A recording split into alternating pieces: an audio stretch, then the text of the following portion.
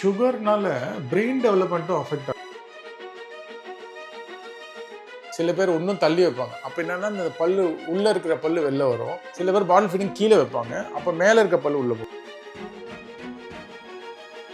நிறைய பேர் பார்த்தீங்கன்னா தாய்ப்பால் கொடுத்துட்டு அதை க்ளீன் பண்ணாமல் விட்டுருவாங்க. சில பேர் இது சரியாக பண்ணாமல் விட்டுட்டாங்கன்னா அது ஒரு இன்ஃபெக்ஷன் நினச்சிப்பாங்க. பிரெஸ்ட் ஃபீடிங்னால எந்த கெடுதலும் வரப்போறதில்லை.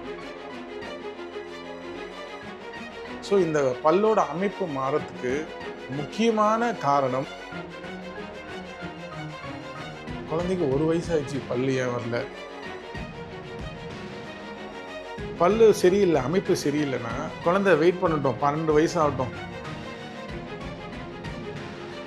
மேலே கீழே ப்ரஷ் பண்ணு, இப்படி பண்ணணும்னு சொன்னால் ஒரு குழந்தையும் கற்றுக்காரு. ஏன்னா பிரேக்ஃபாஸ்ட் முன்னாடி ப்ரஷ் பண்ணிவிட்டு உடனே நம்ம சாப்பிட்றோம். யுனைடெட் ஹெல்த் நேயர்களுக்கு வணக்கம். குழந்தைகளுக்கு முதல்ல பல் முளைச்சதுலேருந்து பேரண்ட்ஸ்க்கு நிறைய டவுட்ஸ் வரும். ஸோ இந்த டவுட்ஸ் எல்லாம் பற்றி தெரிஞ்சுக்கிறதுக்காக பீடியாட்ரிக் டென்டிஸ்ட் ஸ்பெஷலிஸ்டான டாக்டர் சரவணகுமார் அவங்க கிட்ட கேட்டு தெரிஞ்சுக்க போகிறோம். வணக்கம் சார். வணக்கம் சார். இப்போ பிரஷ் ஃபீட் பண்ணுறவங்க இருக்காங்க இல்லையா, அவங்களுக்கு குழந்தைங்க அவங்க ஓரல் ஹைஜீன் எப்பத்துலேருந்து அவங்க மெயின்டைன் பண்ண ஆரம்பிக்கணும்?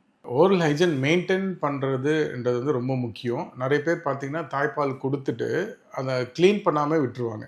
பால் அந்த அந்த வாய் ஃபுல்லாக உதடுலலாம் அப்படியே ஒயிட்டாக இருக்கும்.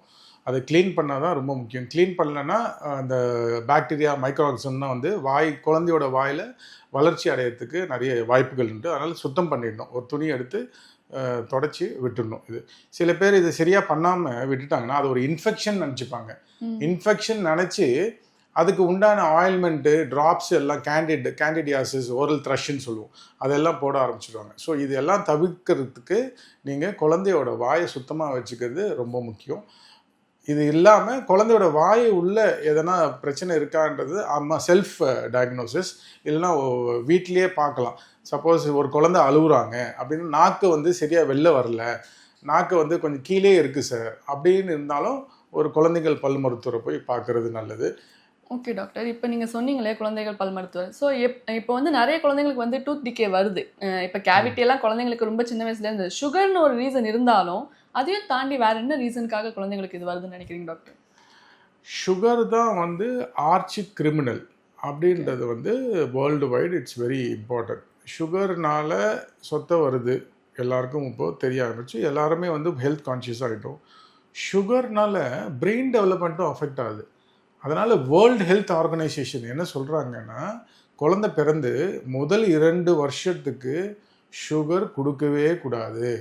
சுகர்னால் வெறும் சுகர் இல்லை, ஜாகரி, ஹனி, அப்புறம் ப்ரௌன் சுகர் எதுவுமே கொடுக்கக்கூடாது. அதனால் 2 வருஷத்துக்கு எதுவுமே கொடுக்காது. ஸோ சொத்தை வராமல் இருக்கிறது ஒரு நல்ல விஷயம். இதை தவிர்த்து குழந்தையோட வளர்ச்சிக்கும் மூளை வளர்ச்சிக்கும் இந்த சுகர்ன்றது ரொம்ப முக்கியம்.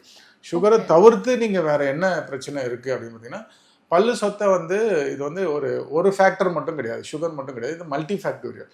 பல்லோட அமைப்பு ஒரு மாதிரி இருந்தால் வரலாம், குழந்தையோட எச்சை சுரக்கிற தன்மை கம்மியாக இருந்தால் வரலாம், எச்சையில் இருக்கிற சில கெமிக்கல்ஸ் கம்மியாக இருந்தால் வரலாம். டாக்டர், இப்போ நீங்கள் ஃபுட்டு பற்றி சொன்னீங்க, லைக் சுகர் இது இருக்குது. இப்போ தாய்ப்பால் கொடுக்கறதுனால அவங்களோட டீத் அலைன்மெண்ட் மாறுதுன்னு சொல்லி சில பேர் நினச்சிட்டு இருக்காங்க. அதை பற்றி நீங்கள் என்ன நினைக்கிறீங்க?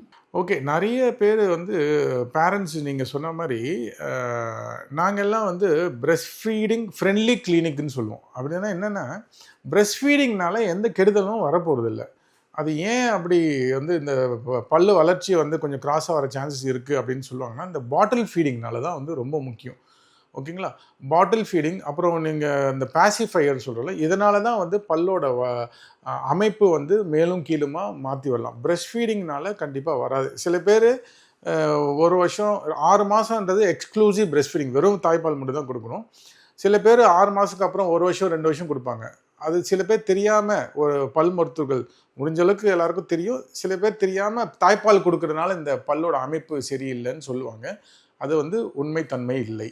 ஓகேங்களா? ஸோ இந்த பாட்டில் ஃபீடிங் தான். சில பேர் பார்த்தீங்கன்னா பாட்டிலை இப்படி வைப்பாங்க, சில பேர் இன்னும் தள்ளி வைப்பாங்க. அப்போ என்னென்னா இந்த பல்லு உள்ளே இருக்கிற பல்லு வெளில வரும். சில பேர் பாட்டில் ஃபீடிங் கீழே வைப்பாங்க, அப்போ மேலே இருக்க பல்லு உள்ளே போகும். ஸோ இந்த பல்லோட அமைப்பு மாறத்துக்கு முக்கியமான காரணம் பாட்டில் ஃபீடிங் தான். அதனால் முடிஞ்ச அளவுக்கு தாய்ப்பால் கொடுக்கறது ரொம்ப ரொம்ப நல்லது. டாக்டர், இப்போ வந்து குழந்தைக்கு பல்லு முளைக்கல, அதனால வந்து பயமா இருக்கு அப்படின்னு சொல்லியும் வந்து சில பேரண்ட்ஸ்லாம் இருக்காங்க இல்லையா? பல்லு முளைக்கிறது வந்து டிலே ஆகிறது ப்ராப்ளமா, இல்லை வந்து அது காமன் தான் சொல்றீங்களா டாக்டர்? வெரி குட், நல்ல கொஸ்டின்ங்க இது. இதில் ஒரே ஒரு ஃபார்முலா மட்டும் நான் சொல்லிடுறேன். 1 + 1 = 0. இது கரெக்ட்டுங்களா? எங்களுக்கு சொல்லி இல்லை. கொடுக்கவே தெரியல ஸோ இது 1 + 1 = 0 நாங்கள் ஒரு ஃபார்முலா அப்படி சொல்கிறோம். அப்படின்னா என்னென்னா, ஒரு குழந்தையோட முதல் பிறந்த நாள், ஃபஸ்ட்டு பர்த்டே, இல்லைனா முதல் பல்லு வந்த உடனே ஒரு குழந்தைகள் பல் மருத்துவரை போய் பார்க்கணும். பார்த்தீங்கன்னா என்ன ஆகுன்னா, உங்களுக்கு 0 கேவிட்டிஸ். ஸோ இது வந்து ரொம்ப முக்கியம். ஓகேங்களா? இது ஏன் இப்போ நீங்கள் பல்லு முளைக்கிறத பற்றி கேட்டீங்க. அந்த காலத்துலலாம் பார்த்தீங்கன்னா 6 மாதம் 8 மாதத்தில் பல்லு வந்துடும். இப்போ இந்த இவல்யூஷன்னால் சில பேர் வருவாங்க எங்கள் கிளினிக்கு வந்து, குழந்தைக்கு 1 வயசு ஆயிடுச்சு பல்லு ஏன் வரல, 1 வயசு 2 மாதம் ஆயிடுச்சு ஏன் பல்லு வரலன்னு கேட்டுகிட்டே இருப்பாங்க. ஸோ அந்த குழந்தைங்கள டாக்டரை ஒரு வயசுக்குள்ளே போய் பார்த்தீங்கன்னா உங்களுக்கு கரெக்டாக எப்போ பல்லு வருதுன்னு சொல்லுவோம். எல்லாருக்குமே டைம் டேபிள் மாதிரி 6 மாதத்துலேயோ 8 மாதத்துலேயோ வந்துடாது. ஒரு குழந்தையோட தன்மையை பொறுத்து பல்லு வரும். டவுட்டாக இருந்தால் நாங்கள் ஒரு சின்ன எக்ஸ்ரே எடுத்து பார்த்துட்டு அம்மா கிட்ட காமிச்சிடுவோம், இங்கே பாருமா பல்லு உள்ளே இருக்க வந்துரும்னு சொல்லிட்டு. ஓகே டாக்டர், இப்போ நீங்கள் எக்ஸ்ரேலாம் சொன்னதுனால நான் கேட்குறேன். ஏன்னா ஓரல் ஹைஜீனில் முக்கியமான விஷயம் ப்ரஷிங். ஒரு குழந்தை எப்போத்துலேருந்து ப்ரஷிங் ஆரம்பிக்கணும்? அண்ட் வந்து இப்போ டூத் பேஸ்ட்டில் இன்வெஸ்ட் பண்ணுறதும் இருக்குது, பேபிஸ் டூத் பேஸ்ட்லாம். ஸோ டூத் பேஸ்ட் எந்த அளவுக்கு பேபிஸ்க்கு இம்பார்ட்டன்ட் அண்ட் ப்ரஷிங் எப்போத்துலேருந்து ஆரம்பிக்கணும் டாக்டர்? ப்ரஷிங் வந்து முதல் பல்லு வந்ததுலேருந்தே வந்து ப்ரஷ்ஷு யூஸ் பண்ணலாம். Either you can use a baby brush or silicone ப்ரஷ்ன்னு சொல்லிட்டு ஒரு ஃபிங்கர் ப்ரஷ்ன்னு சொல்லுவோம். அது போட்டு வந்து நீங்கள் முதல் பல்லு வந்தவுடனே ஃபஸ்ட்டு டீத் வந்தோடனே யூஸ் பண்ணலாம். ஆனால் இந்த பேஸ்ட்டு எவ்வளோ யூஸ் பண்ணுறோன்றது ரொம்ப முக்கியம். பேஸ்ட் வந்து ஸ்மியர் லேயர் அப்படின்னா என்னென்னா, நம்ம ஃபேஸுக்கு ஒரு க்ரீம் போடுறதுக்காக இப்படி தொடுவோம்ல, அதுதான் ஸ்மியர் லேயர். அந்த அளவுக்கு தான் வந்து பேஸ்ட் யூஸ் பண்ணணும். ஃபஸ்ட்டு ஒரு பல்லு 2 பல்லுக்கு. இதே ஒரு 4-5 பல்லு வந்துடுச்சு அப்படின்னா வந்து பீ சைஸ் அப்படின்னா ஒரு சின்ன ஒரு வேர்க்கடலை சைஸுக்கு பேஸ்ட் யூஸ் பண்ணலாம். ஸோ பேஸ்ட்டு யூஸ் பண்ணுறது வந்து எந்த சைஸுன்றது முக்கியம். அதே மாதிரி ப்ரஷ்ஷிங் வந்து முதல் பல் வந்ததுலேருந்தே பண்ணலாம். சில பேர் பார்த்தீங்கன்னா நீங்கள் சொல்கிற மாதிரி 4-5 பல்லு வந்துட்டு இருக்கும், நான் இன்னும் நான் ப்ரஷ்ஷே பண்ணல சார் குழந்தைக்கு அப்படின்னு சொல்லுவாங்க. அது வந்து தவறு. முதல் பல் வர ஆரம்பித்த உடனே கீழ்பல்லோ மேல் பல்லோ வந்த உடனே ப்ரஷ் பண்ண ஆரம்பிச்சிடணும். டாக்டர், இப்போ வந்து அந்த அலைன்மெண்ட்னு ஒன்று விஷயம் இருக்கு இல்லையா? ஸோ வந்து அலைன்மெண்ட் வந்து பல்லு விழுறதுனால கூட மாறுது, என் பையனுக்கு வந்து இந்த மாதிரி இருக்குது அந்த மாதிரி இருக்குன்னு சொல்லி பேரண்ட்ஸ்லாம் கம்ப்ளைண்ட் பண்ண ஆரம்பிக்கிறாங்களா? சின்ன வயசில் அலைன்மெண்ட் மாறுறது ப்ராப்ளமாக இருக்குமா? லைக் சின்ன வயசுலேருந்தே ஃபேஸ் சேஞ்ச் ஆகும்னு நினைக்கிறீங்களா? மேடம், நீங்கள் கேட்டது வந்து ரொம்ப முக்கியமான ஒரு விஷயம். குழந்தைகள் பல் மருத்துவராக வந்து நான் அதை வந்து சொல்கிறதுக்கு ரொம்ப கடமைப்பட்டிருக்கேன். முன்னெல்லாம் பார்த்தீங்கன்னா பல்லு சரியில்லை, அமைப்பு சரியில்லைன்னா குழந்தை வெயிட் பண்ணட்டும், 12 வயசு ஆகட்டும் அப்புறமா தான் பண்ணணும். 12 வயசு வரைக்கும் நம்ம எதுவுமே பண்ண வேண்டாம்ப்பா, குழந்தைக்கு அசிங்கமாக இருக்குது, பக்கத்தில் இருக்க குழந்தை வந்து சிரிக்குது அப்போனா கூட 12 வயசு வரைக்கும் வெயிட் பண்ணணும், அப்புறம் தான் கிளிப் போடணுன்னு. அந்த கான்செப்டே இல்லை. இப்போது நீங்கள் சொன்னீங்க பார்த்தீங்களா, குழந்தைக்கு வந்து பல் அமைப்பு சரியில்லை அப்படின்னு ஒரு 6-7 வயசில் 8 வயசில் குழந்தை வந்து தூங்கும்போது வாயை திறந்துட்டு தூங்குது, அது பேர் மவுத் ப்ரீத்திங். குழந்தை வந்து கை சப்புற பழக்கம் இருக்குது. இதெல்லாம் 1 வயசு 2 வயசு வரைக்கும் ஓரளவுக்கு பரவாயில்ல. 2 வயசுக்கு மேலெல்லாம் குழந்தை 6 வயசுனா கை சப்புறாங்கன்னா இந்த பல் என்ன பண்ணால் விரல் அழுத்தி பல் வெளில வந்துடும்.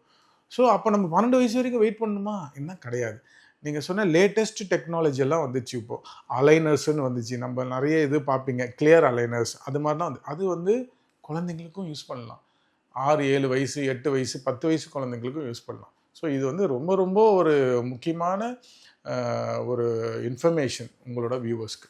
டாக்டர், இப்போ அலைன்மெண்ட் நீங்கள் சொன்னீங்களே அலைனஸ்லாம் போடுறாங்கன்னு சொல்லி, அது கிட்டை வந்து பாதிக்காதா? ஏன்னா அவங்க வந்து டே டு டே லைஃப்பில் இப்போ வந்து ஒரு அடல்ட்டுக்கு வந்து அலைனஸ் போடுறதே வந்து ப்ராப்ளமாக இருக்குன்னு சொல்கிறாங்க. பட் ஒரு கிட்டுக்கு வந்து இது வந்து அவங்களுடைய ஒரு டே டு டே லைஃப் வந்து பிரச்சனையாக இருக்காதா? கண்டிப்பாக நீங்கள் அலைனஸ் போட்டால் வந்து சாப்பிடும் போது கழட்டணும், மற்ற டைம்லலாம் போட்டுருக்கணும். அவங்களுக்கு டிஸ்கம்ஃபர்ட் இருக்கும். பட் ஆனால் வந்து சில கிளிப்பு நான் சொன்னேன்ல, அந்த கம்பியெல்லாம் வரும். இதெல்லாம் சரி பண்ணுறதுக்கு முன்னெல்லாம் நாங்கள் என்ன பண்ணணும், கம்பியெல்லாம் போட்டு பிளாஸ்டிக் போட்டு உள்ளே போடுவோம். அது வந்து பல்கியாக இருக்கும். அதை கம்பேர் பண்ணும்போது இப்போ இருக்கிற இந்த CAD CAM computer aided designing clear aligners எல்லாம் சொல்லல, அது வந்து எவ்வளவோ பரவாயில்ல. இருந்தாலும் அவங்களுக்கு ஒரு ஒரு ஒரு டிஸ்கம்ஃபர்ட் இருக்கும். அதை வந்து நம்ம ஒத்துக்க முடியாது. குழந்தைங்களுக்கு அதிகமாகவே இருக்கும். மற்றபடி எதுவும் ப்ராப்ளம் இல்லை. இந்த மைக்ரோ பிளாஸ்டிக்னால பிரச்சனை எதுவும் கிடையாது. அது வந்து scientifically they have proved it. Aligners use பண்ணும்போது எந்த அளவுக்கு அவங்க அதை க்ளீனாக வச்சுக்கணும், அந்த ஹெல்த்ன்ற ஒரு விஷயம் இருக்கு இல்லையா? அலைனஸ் வந்து ஒரு அடல்ட் வந்து மெயின்டைன் பண்ணுறதே கஷ்டமாக இருக்கும்போது ஒரு கிட்டுக்கு வந்து அலைனஸ் போடும்போது அவங்க எத்தனை வாட்டி அதை க்ளீன் பண்ணுறதா இருக்கட்டும் அண்ட் எப்படி அதை மெயின்டைன் பண்ணுவாங்க டாக்டர்? இது எல்லாமே வந்து பேரண்ட் கைடட் தான். நீங்கள் சொன்னது ரொம்ப முக்கியமான விஷயம். அடல்ட் எல்லாம் கரெக்டாக க்ளீன் பண்ணி போட்டுப்பாங்க, உடைக்க மாட்டாங்க. இப்போ கிட்டு பார்த்தீங்கன்னா மேக்ஸிமம் உடைச்சிடுவாங்க. உடைச்சிட்டு திருப்பியும் இன்னொரு ஸ்கேனிங் பண்ணணும். அம்மா தான் வந்து அதை க்ளீனாக பார்த்துக்கணும். போடுறதுக்கு முன்னாடி டேப் வாட்டரில் எல்லாம் வாஷ் பண்ணிவிட்டு வெறும் ப்ரெஷ்ஷை வச்சு க்ளீன் பண்ணால் போதும். பேஸ்ட் எல்லாம் யூஸ் பண்ணக்கூடாது. மெயின்டெனன்ஸ் ஃபேஸ் வந்து மதரோட கைடன்ஸில் தான் கண்டிப்பாக பண்ணணும். டாக்டர், இப்போ வந்து கிட்டு வந்து ஈஸியாக இன்ஃபெக்ஷனுக்கு வந்து அஃபெக்ட் ஆகிற கிட். ஸோ வந்து ஒரு ஓரல் ஹைஜீன் பார்த்தோன்னா ஒரு கிஸ் பண்ணுறதா இருக்கட்டும், இந்த மாதிரி பேரண்ட்ஸோட சலைவாவும் அது இன்ஃபெக்ஷன் தான், அது யாராக இருந்தாலும் ஒன்று தான். ஸோ வந்து இந்த மாதிரி இன்ஃபெக்ஷன் வரதுனால என்னெல்லாம் பண்ணலாம், லைக் எப்படி ப்ரிகாஷனாக இருக்கலாம், அதை பற்றி சொல்லுங்க டாக்டர். ஸோ இப்போது நீங்கள் சொன்ன மாதிரி இந்த ப்ரிவென்ஷன் இருக்குல்ல, அதை நாங்கள் எப்போத்துலேருந்து ஆரம்பிப்போம் அப்படின்னு பார்த்தீங்கன்னா, ஆன்டிசிபேட்டரி கைடன்ஸ் அப்படின்னா ஒரு அம்மா வந்து ப்ரெக்னெண்ட்டாக இருக்கும் போதே ஒரு பல் டாக்டரை பார்க்கலாம். அவங்க நாங்கள் என்ன சொல்லிவிடுவோம் அப்படின்னு பார்த்தீங்கன்னா, அம்மாவோட வாய் வந்து க்ளீனாக இல்லை, சுத்தமாக இல்லை, அம்மாவுக்கு நிறைய சொத்தை இருக்குன்னா குழந்தைக்கும் சொத்தை வர சாய்ஸ் அதிகம். அதனால் அம்மாவோட வாயில் இருக்க கிருமிகளை கம்மி பண்ணும், சொத்தையெல்லாம் க்ளீன் பண்ணுறதெல்லாம் முக்கியம்னு சொல்லுவோம். இது பேர் வந்து வெர்டிக்கல் டிரான்ஸ்மிஷன். அப்படின்னா அம்மாவுக்கு வந்து வாயில் பிரச்சனை இருந்தால் குழந்தைக்கும் வர சான்ஸ் அதிகம். ஹரிசான்டல் டிரான்ஸ்மிஷன் அப்படின்னா என்னென்னா, குழந்தைய வச்சுருக்கவங்க கேர் கீப்பர்ஸ் அவங்க வந்து கிஸ் பண்ணுறது, அவங்க வாயில் சொத்தை அதிகமாக இருந்தால் வரும். இல்லைனா நம்ம வாயில் யூஸ் பண்ணுற ப்ரஷ் இருக்குல்ல, அந்த ப்ரஷ்ஷும் குழந்தையோட ப்ரஷ்ஷும் பக்கத்துலேயே வச்சுருந்தா வரும். அதனால தான் ப்ரஷ்ஷோட கேப்பு முக்கியம். அதே மாதிரி ப்ரஷ்ஷு வைக்கிற இடம் வந்து நம்மளோட வாஷ்ரூமில் வைக்கக்கூடாது, வெளியில் தான் வைக்கணும் எப்பவுமே ப்ரஷ்ஷு. அதுவும் ரொம்ப ரொம்ப முக்கியம் டாக்டர். இப்போ கிட்ஸுக்கு இந்த கிட்ஸை வந்து ஏமாத்துறது ரொம்ப ஈஸியாக இருக்குது. லைக் ஃபேன்சி டூத் பேஸ்ட் ஆகட்டும், ஃபேன்சி டூத் ப்ரஷ் ஆகட்டும், அது அந்தளவுக்கு க்ளீன் பண்ணுதானோ தெரியல. ஆனால் வந்து இந்த ஃபேன்சி டூத் பேஸ்ட்டில் வந்து பேரண்ட்ஸ் வந்து கிட்ஸ் கேட்குறாங்கன்னு சொல்லி அதிகமாக இன்வெஸ்ட் பண்ணுறாங்க. இந்த மாதிரி ஏமாத்துற வேலையை பற்றி நீங்கள் என்ன நினைக்கிறீங்க ஒரு டென்டலாக?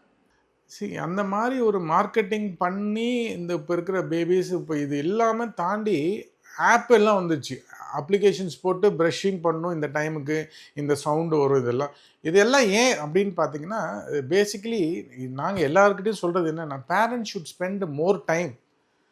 இதே பேரண்ட் வந்து குழந்தைங்கிட்ட நேரத்தை நிறைய செலவழிக்கிறாங்கன்னா, இந்த மாதிரினா எதுவுமே தேவையில்லை.